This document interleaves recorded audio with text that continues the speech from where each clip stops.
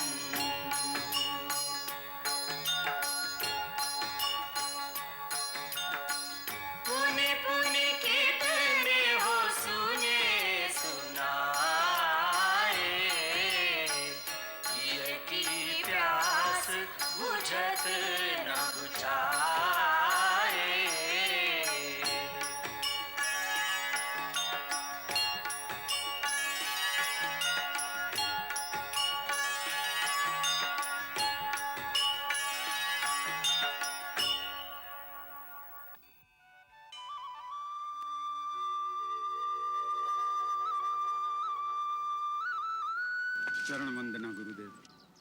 कल्याण हो विधेयराज, आपका आगमन शुभ है। चिरंजीव हो।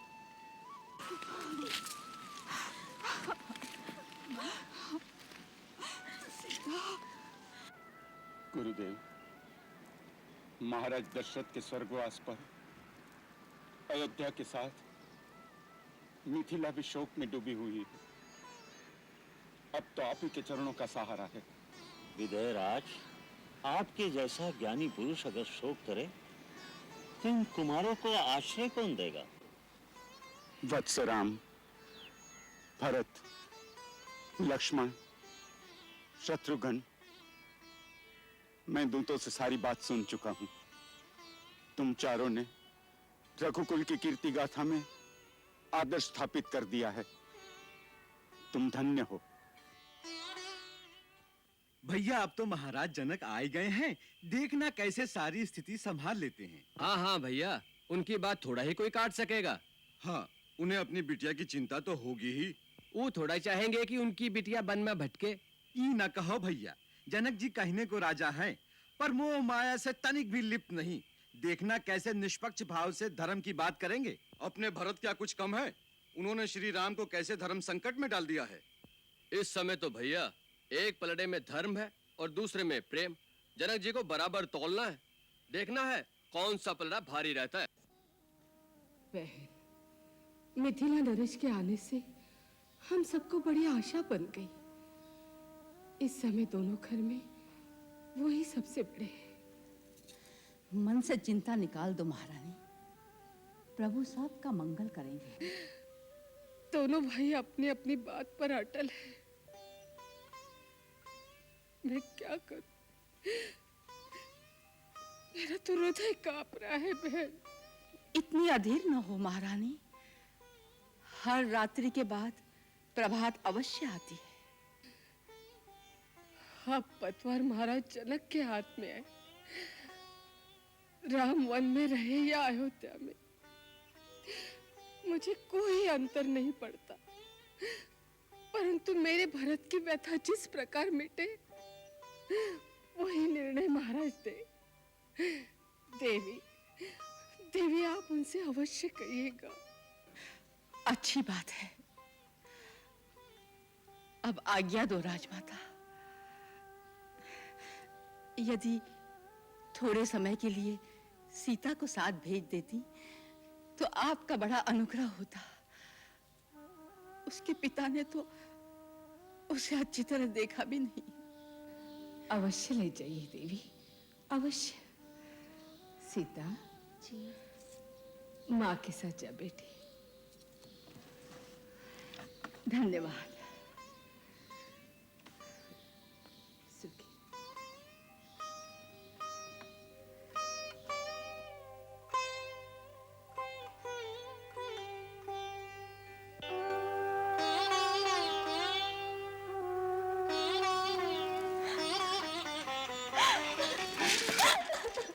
बेटी, पुत्री, सीता,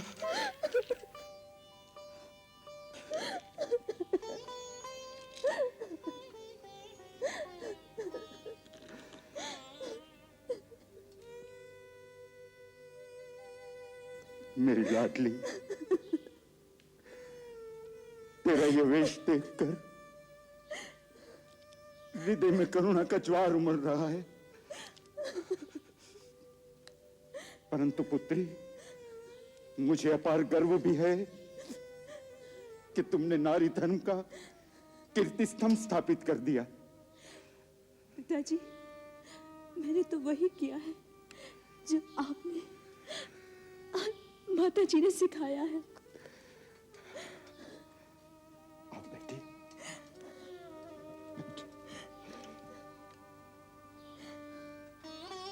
वैदेही,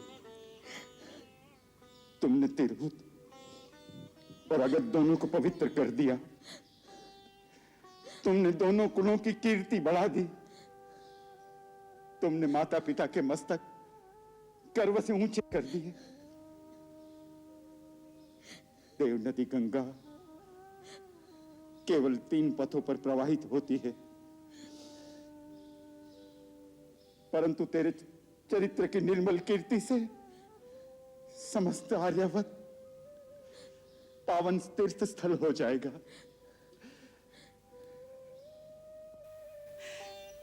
सुनिए, महारानी कौशल्या कुमार भरत के लिए अत्यंत अधीर हो रही हैं। सब आप पर आस लगाए बैठे हैं। जहां मुनि वशिष्ठ जैसे ब्रह्मज्ञानी हार मान गए हैं, उसका समाधान जनक कैसे कर सकेगा? आप अवश्य समाधान कर सकेंगे महाराज। राजमाता कौशल्या, दोनों रानियां और अयोध्यावासी केवल भरत की चिंता करते हैं। रानी, भरत प्रेम की सीमा है तो राम धर्म कर्म की मर्यादा। राज्य की लालसा के लिए तो युद्ध होते हैं, होते रहेंगे, परंतु त्याग और प्रेम का यह अनोखा युद्ध मानव की महानता का प्रतीक है, जिसे देवता भी अवाक होकर देख रहे होंगे। देखना है कल की सभा में भगवान आशुतोष कर्तव्य और प्रेम का संतुलन रखकर सबके कल्याण का कौन सा मार्ग निकालते हैं। भगवान ही सब संभाल लेंगे। माँ, आज की सभा में भैया की प्रतिक्रिया देखकर मैं डर गया हूं। अब आपको ही मेरी सहायता करनी होगी। आप भैया को आज्ञा दीजिए, उनसे कहिए जैसे भरत कहता है वैसे ही करे। यदि आप सचमुच मुझे अपना पुत्र मानती हैं, तो कल की सभा में आपको यह कहना ही पड़ेगा। यही बात यदि राम ने भी कही कि मुझे अपना पुत्र मानती हो, तो मेरी बात का समर्थन करो। तो दो पुत्रों के बीच बटी हुई माँ किसका साथ देगी? तो ठीक है, आप उसका साथ दीजिए जिसकी बात न्याय संगत हो, जिसकी बात आपको अच्छी लगे। अच्छी लगना एक बात है और न्याय संगत होना दूसरी बात है। भरत, कई बार जो न्याय संगत होता है उसे मन को बहुत पीड़ा देता है। मुझे शब्दों के जाल में ना उलझाओ माता। आप एक बात का निर्णय दीजिए कि आज की सभा में मेरी मांग न्याय संगत नहीं थी? जो कुछ मैंने कहा क्या उसमें कोई दोष था? नहीं नहीं, कोई दोष नहीं था। तुम्हारे तो निर्मल हृदय से निकली हुई पुकार थी। तो आप उनसे कहिए कि वो मेरी पुकार सुने। उससे क्या कहूं कि वो अपने धर्म का मार्ग छोड़ दे? मैं तुम दोनों का धर्म युद्ध देख देख कर आत्मविभोर हो रही थी। एक ओर भावना, दूसरी ओर कर्तव्य। तुम्हारी भावना का प्रभाव इतना प्रबल था कि साधारण मानो तो क्या, स्वयं मुनि वशिष्ठ भी उसमें एक बार बह गए। परंतु राम की कर्तव्य निष्ठा चट्टान के उस पत्थर की तरह है जो डूब तो सकता है परंतु लहरों की वेग में बह नहीं सकता। राम पूर्ण ज्ञानी है भरत, और ज्ञानी ही सत्य की पहचान जानता है। इसलिए जो वो कहता है वही सत्य है। अर्थात आप राम भैया का ही साथ दे रही हैं, मेरा नहीं। मैं किसी का भी साथ नहीं दे रही। मुझे तुम दोनों पर गर्व है बेटे। जो भी जीते मुझे प्रसन्नता होगी। झूठ। यदि राम भैया जीत गए और वन में रह गए तो क्या आपको प्रसन्नता होगी? नहीं। अपने हृदय पर हाथ रख के कहो, क्या आप नहीं चाहती कि राम भैया, सीता भाभी और लक्ष्मण अयोध्या को लौट चले? चाहती हूँ पगले। यदि मेरे प्राण देकर भी ये संभव हो सके तो उन्हें अयोध्या ले जाने के लिए मैं अपने प्राण भी दे दूं। और आप ये भी जानती, यदि आप आज्ञा देते कि राम कोई भी तर्क किए बिना अयोध्या लौट चलो तो उन्हें मानना ही पड़ेगा। हाँ, जानती हूँ। तो फिर क्यों ये आज्ञा नहीं देती हो माँ? क्यों ये आज्ञा नहीं देती हो? इसलिए कि माँ स्वार्थी नहीं होती। राम के अयोध्या जाने से मुझे सुख होगा, इसलिए क्या उसके कर्तव्य, उसके धर्म से विमुख होने की आज्ञा मैं उसे दे दूं? भरत, तुम्हारी पीड़ा से मेरा दुख कम नहीं है, परंतु मैं अपने मोह को राम के सत्य मार्ग की बाधा नहीं बना सकती। प्रेम स्वार्थी नहीं होता पुत्र।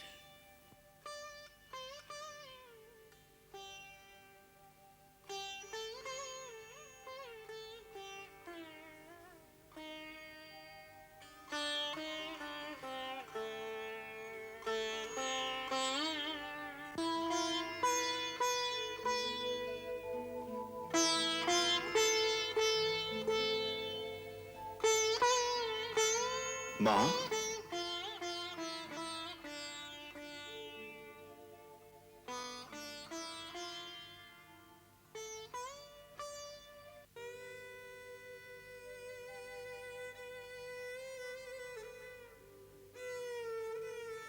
आप मुझे बुला लिया होता। राम, तुम मुझे दंड भी नहीं देते, क्षमा भी नहीं करते। मैं तो आपको दोषी ही नहीं मानता। तो क्या मानते हो? अपनी माँ। अगर तुम मुझे सचमुच अपनी माँ मानते हो तो माँ की आज्ञा मानो और लौट चलो मेरे साथ अयोध्या।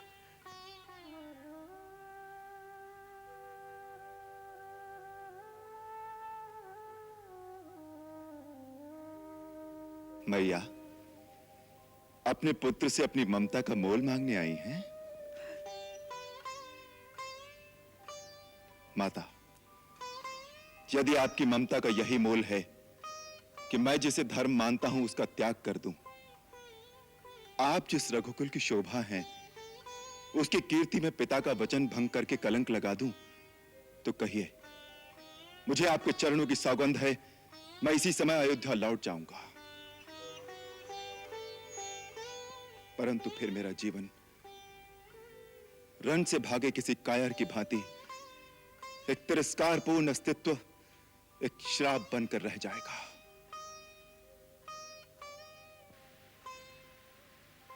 फिर भी यदि आपकी यही आज्ञा हो तो कहिए।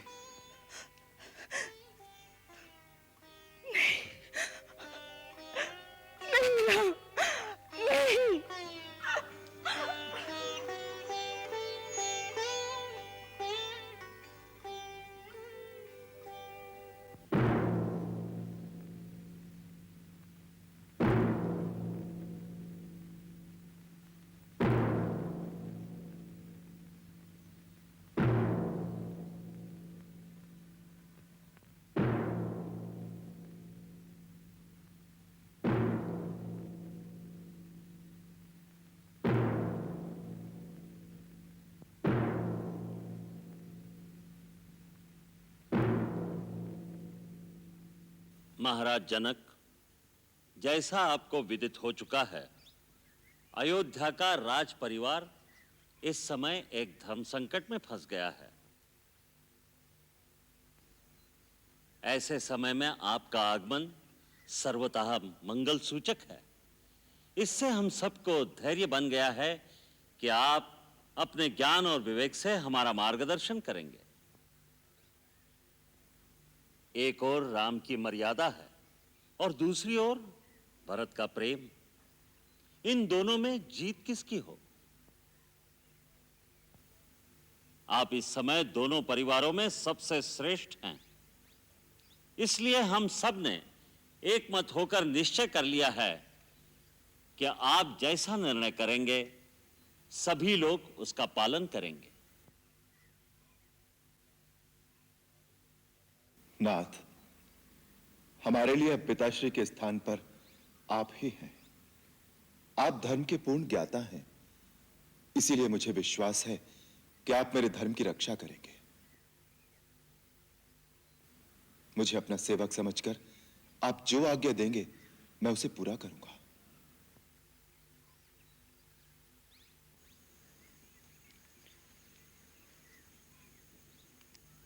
हे धर्म पिता, अब मैं आपके भरोसे पर हूं।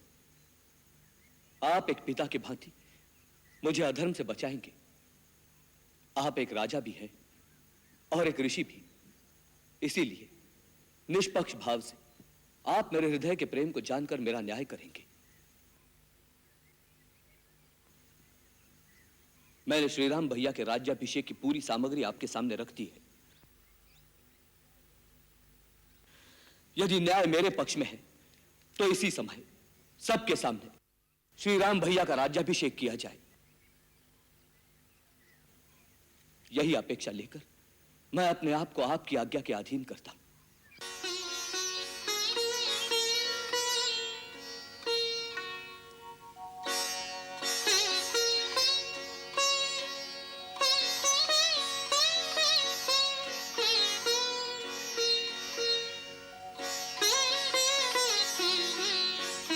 श्री राम,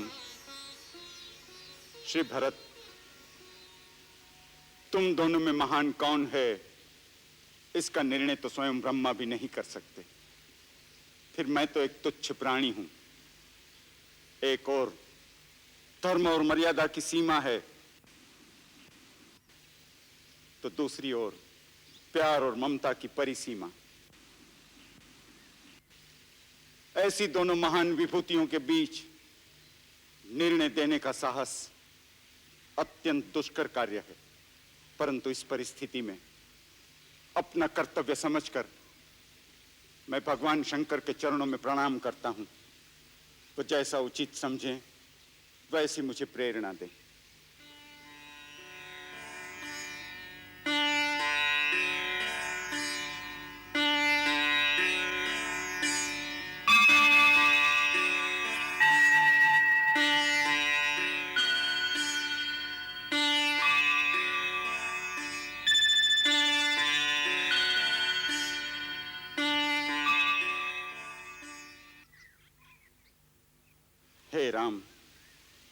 अपने धर्म पर तुम्हारी दृढ़ता देखकर इस समय देवता भी तुम्हारी वंदना कर रहे हैं।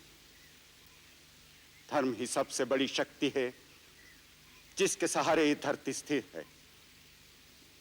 शास्त्रों के अनुसार तीनों लोक में धर्म से बड़ा कुछ भी नहीं जिससे हम सब बंधे हुए हैं। परंतु प्रेम ही एक ऐसी दिव्य नीति है जिस पर किसी धन का बंधन नहीं। प्रेम, निश्चल निस्वार्थ प्रेम सब धर्मों के ऊपर है। वही प्रेम अपनी पराकाष्ठा में जब अनन्य भक्ति का रूप धारण कर लेता है तो स्वयं भगवान भी विधाता के बनाए हुए कर्म के सारे विधान, सृष्टि के सारे नियम तोड़कर भक्त के आगे हाथ बांधकर खड़े रह जाते हैं और वो अपने भक्त की आन रखने पर विवश हो जाते हैं। इसलिए इस समय भरत का पल्ला भारी है।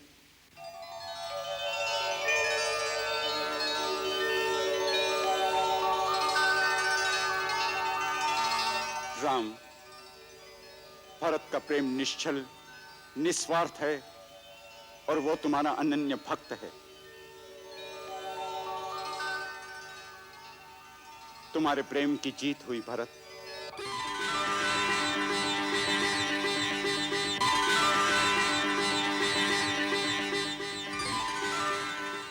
परंतु याद रखना, प्रेम का भी एक विधान है, उसके भी कुछ नियम है।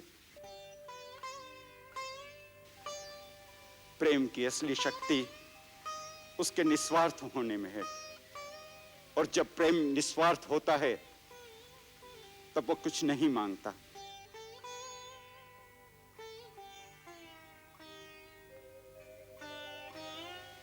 अपने प्रेमी को कुछ देना चाहता है, उसका सुख, उसकी प्रसन्नता के लिए वो सब कुछ लुटा देना चाहता है। इसलिए इस समय तुम यही निर्णय करो कि तुम अपने राम के लिए क्या दे सकते हो। प्राणों से बड़ी कोई वस्तु नहीं होती महाराज। मैं श्री राम के लिए अपने प्राण दे सकता हूं। प्राण देना सरल काम है, किंतु अपनी प्रेमी के लिए कभी-कभी जीना कठिन होता है।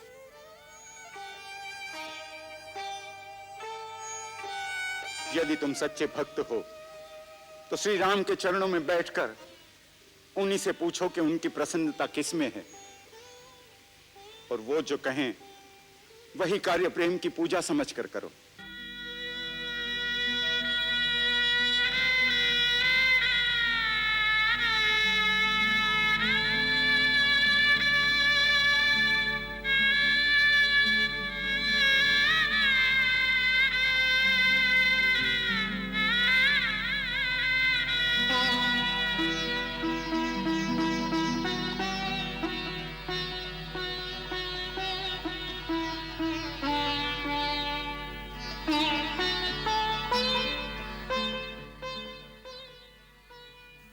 महाराज, आपने मेरी आंखों से स्वार्थ के सब पर्दे हटा दिए। अब तक मैं केवल अपने कर्तव्य, अपनी कीर्ति की बात सोचता था और उसे प्रेम समझता था। फिर भी आपने मुझे जिताकर मुझे भक्ति का दान दिया है। मैं जन्म जन्मांतर तक आपके इस उपकार का ऋणी रहूंगा।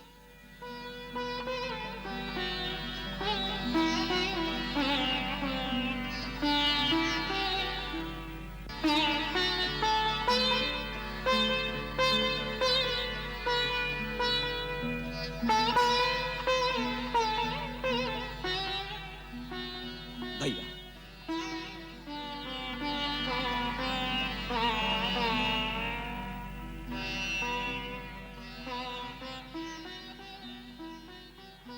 भैया आज्ञा दो, मुझे क्या करना है?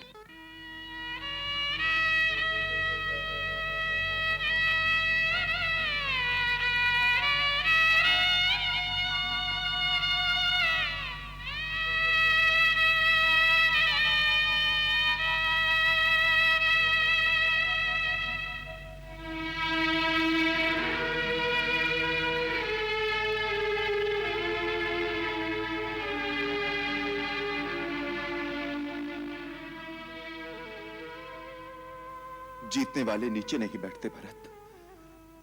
मेरे भाई, आज राम तुम्हारे प्रेम के सामने हार गया। जो राज्य तुम मुझे देने आए हो, मैं उसे स्वीकार करता हूं।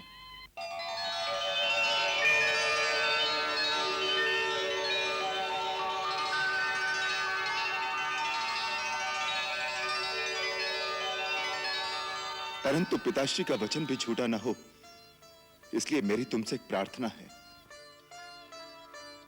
14 वर्ष तक मेरे स्थान पर तुम उस राज्यभार को संभालो।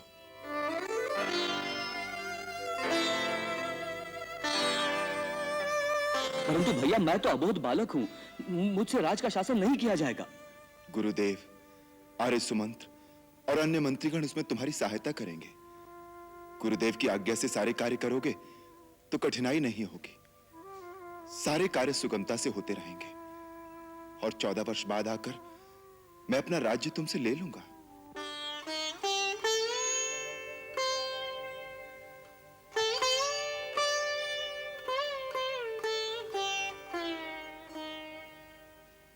बड़े निर्मोही हो भैया।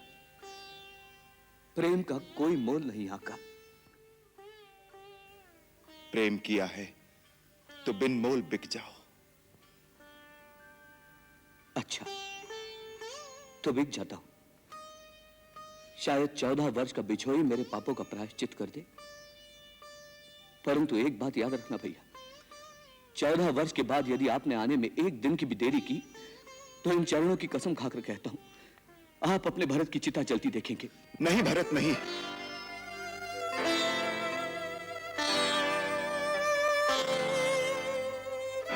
भैया, मैं तुझे वचन देता हूं, मेरे आने में एक दिन की भी देरी नहीं होगी। भैया, कुछ मांगू तो दोगे? पगले, तू मेरे प्राण मांग ले तो इसी क्षण दे दूंगा। बोल, क्या चाहिए तुझे? मुझे अपनी चरण पादुका दे दो। चरण पादुका? हाँ भैया, आपका राज्य तो आपके इस सेवक के पास आपकी धरोहर के रूप में होगा। जब आप नहीं होंगे तो सिंहासन पर कौन बैठेगा? मैं आपकी पादुकाओं को आपका राज चिन्ह बनाकर सिंहासन पर रख दूंगा और नित्य प्रति उनका आशीर्वाद लेकर ही आपका राज कार्य करूंगा।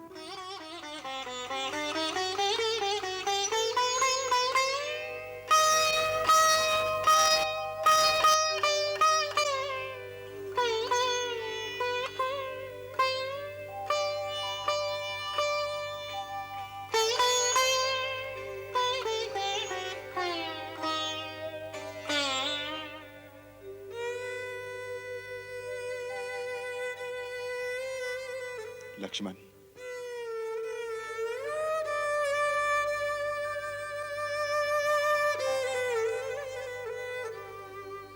महात्मा भरत, तुम धन्य धन्य हो। तुम्हारी सदा जय हो।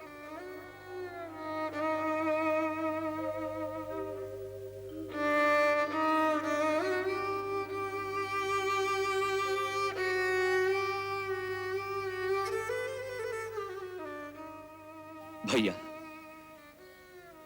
एक बार अपने चरण इन पर रख दीजिए।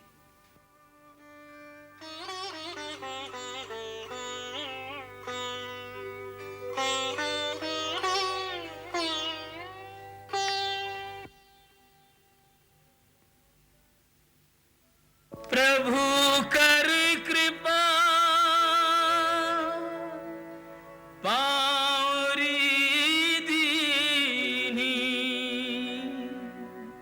सादर भरत शीश धरी लीनी।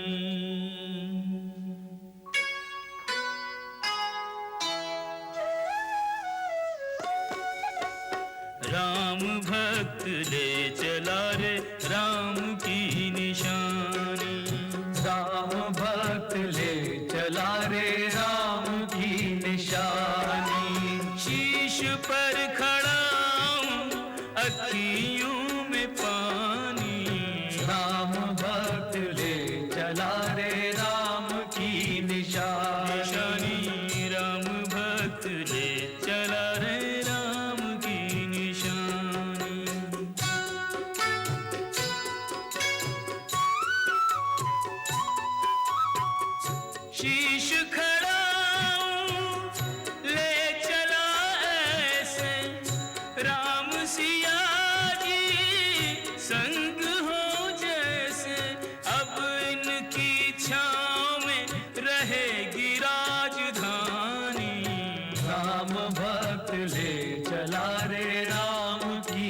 निशानी राम भक्त ले चला रे राम की निशानी। एक दिन तुम मुझे छोड़कर चली गई थी, आज मैं तुझे छोड़कर जा रहा हूं। पल छिन लागे सदियों जैसे, 14 वर्ष कटेंगे कैसे। जाने समय क्या खेल रचेगा, कौन मरेगा कौन बचेगा। कब्र मिलन के फूल खिलेंगे, नदिया के दो फूल मिलेंगे। जी करता है यहीं बस जाएं, हिल मिल 14 वर्ष बिताएं। राम बिन कठिन है एक घड़ी बितानी, राम भक्त ले चला रे राम की निशानी।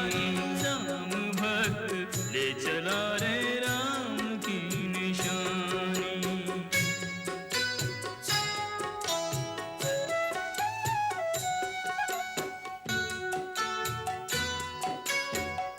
तन मन वचन उमंगी अनुरागा, धीर धुरंधर धीरज त्यागा। भावना में बह चले धीर वीर ज्ञानी, राम भक्त ले चला रे राम की निशानी। राम भक्त ले चला रे राम की निशानी। शीश पर खड़ा हूं, अखियों में पानी, राम भक्त ले चला रे राम की निशानी। राम भक्त ले चला रे राम की निशानी।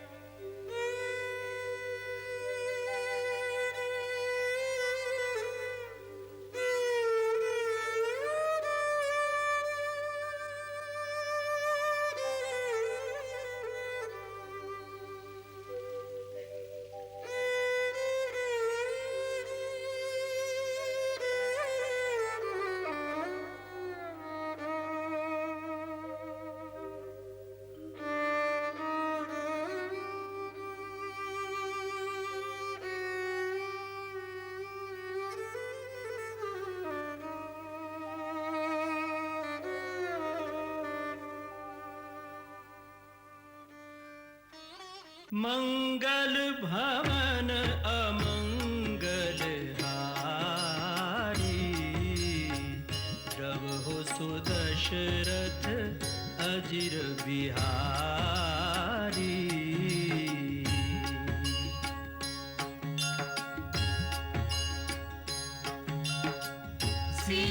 सीताराम चरित अति पावन, मधुर सरस अरु अति मन भावन।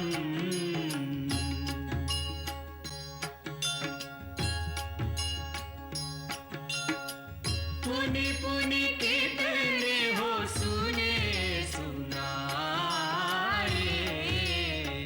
हिय की प्यास बुझत न बुझाए।